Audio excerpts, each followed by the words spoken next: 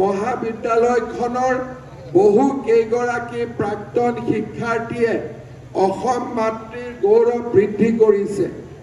এই মহাবিদ্যালয়ৰে প্ৰাক্তন ছাত্ৰ শ্ৰী বিশ্বজিৎ দৈমাৰীয়ে অসম বিধানসভাৰ অধ্যক্ষৰ দৰে গুৰু দায়িত্ব আজি পালন কৰিছে।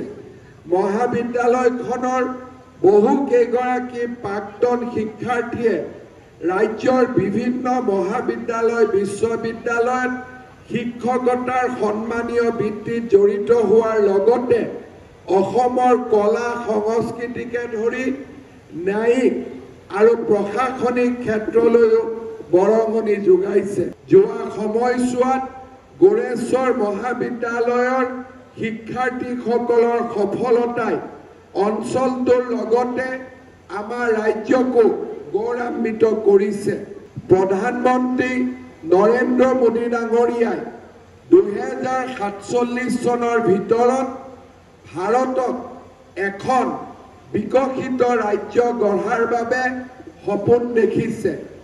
আমি যদি লক্ষ্য কৰোঁ 2047 চনৰ বিকশিত ভাৰতখনক আজিৰ ছাত্ৰ সমাজে আটাইতকৈ বেছি নেতৃত্ব দিব লাগিব।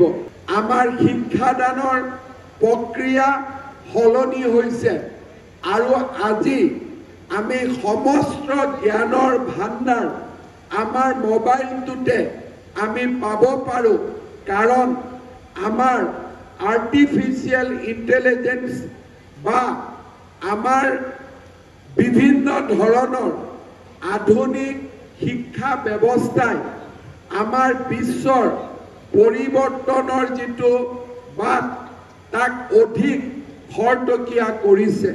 আজি যদি মোৰ বেমাৰ হৈছে, ডক্টৰৰ ওচৰত যোৱাৰ আগতে মোৰ মোবাইলটোতে মোৰ কি চিম্পটম আছে সেই চিম্পটমখিনি মই লিখি দিলে প্ৰাৰম্ভিকভাৱে মোক মোৰ মোবাইলটোৱে জনাই দিব পাৰিব যে মোৰ বেমাৰ কি হ'ব পাৰে।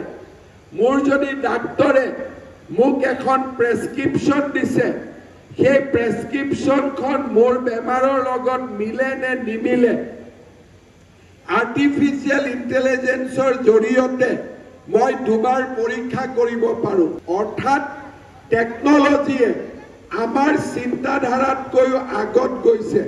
টেকনলজি আমাৰ আজি গোটেই জীৱনটো আমাৰ সমস্ত জ্ঞান সমস্ত পৃথিৱীখনক আজি টেকনলজিয়ে এক প্ৰকাৰ গ্ৰাস কৰিছে। লাহে লাহে আজি আমাৰ গোটেই সমাজ ব্যৱস্থা artificial intelligence, augmented reality, machine learning, data analytics আজি বিভিন্ন ধৰণে আমাৰ সমাজখন পৰিৱৰ্তন হৈছে। মই আমাৰ গোৰেশ্বৰ মহাবিদ্যালয়ক অনুৰোধ কৰিম যে আমাৰ ছাত্ৰ ছাত্ৰীসকলক পাঠ্যক্ৰমৰ লগতে সফট লাৰ্নিং অৰ্থাৎ প্ৰতিজন ছাত্ৰ ছাত্ৰীয়ে যাতে কম্পিউটাৰ ব্যৱহাৰ কৰিব পাৰে, প্ৰতিজন ছাত্ৰ ছাত্ৰীয়ে যাতে অন্ততঃ ইংৰাজীত ভালকৈ কথা পাতিব পাৰে আৰু প্ৰতিজন ছাত্ৰ ছাত্ৰীয়ে নিজৰ পাৰ্চনেলিটি বা ব্যক্তিত্বৰ বিকাশ তাৰ ওপৰত যাতে আমি ক্লাছ ল'ব পাৰোঁ, কেনেকৈ সুধিলে কেনেকৈ উত্তৰ দিব লাগে, ইণ্টাৰভিউক আমি কেনেকৈ ফেচ কৰিব লাগে, এই বিষয়ে আমাৰ ব্যক্তিত্বৰ বিকাশৰ ওপৰতো আমাৰ মহাবিদ্যালয়খনে গুৰুত্ব দিব।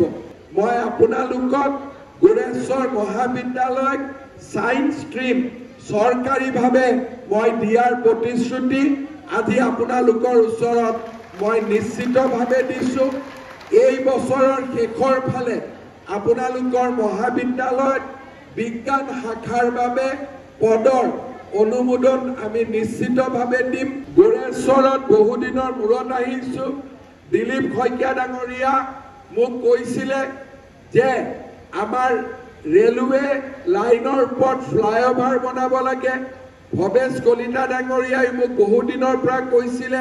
ইতিমধ্যে ৰেলৱে বিভাগে গোৰেশ্বৰৰ ৰেল গেটৰ ওপৰত উৰণীয়া সেতু নিৰ্মাণৰ বাবে NOC আমাক প্ৰদান কৰিছে সেয়েহে আমি খুব সোনকালে আপোনালোকৰ বাবে উৰণীয়া সেতু এখন নিৰ্মাণৰ ব্যৱস্থা হাতত ল'ম ইয়াৰ উপৰিও গোৰেশ্বৰৰ এটা খুব ইম্পৰ্টেন্ট ৰাস্তা মহৰি চুকৰ পৰা বগামাটিলৈ সেই ৰাস্তাটো আমি অনুমোদন কৰিছো বৰ্তমান টেন্ডাৰৰ পৰ্যায়ত আছে অহা অক্টোবৰ নৱেম্বৰৰ পৰা এই ৰাস্তাটো নিৰ্মাণৰ কাম আমি হাতত ল'ম ইয়াৰ পিছতো আজি গোৰেশ্বৰ কলেজত আহিছো ভৱিষ্যতে গোৰেশ্বৰত নিশ্চয় আকৌ আহিম ৰাইজৰ লগত কথা বতৰা পাতিম ৰাইজৰ সমস্যাসমূহ সমাধানৰ বাবে প্ৰচেষ্টা হাতত ল'ম পুনৰ এবাৰ গোৰেশ্বৰ মহাবিদ্যালয়ৰ পৰিয়ালটোক সোণালী জয়ন্তীৰ এই স্বৰ্ণময় দিনটোৰ বাবে অভিনন্দন জনাইছো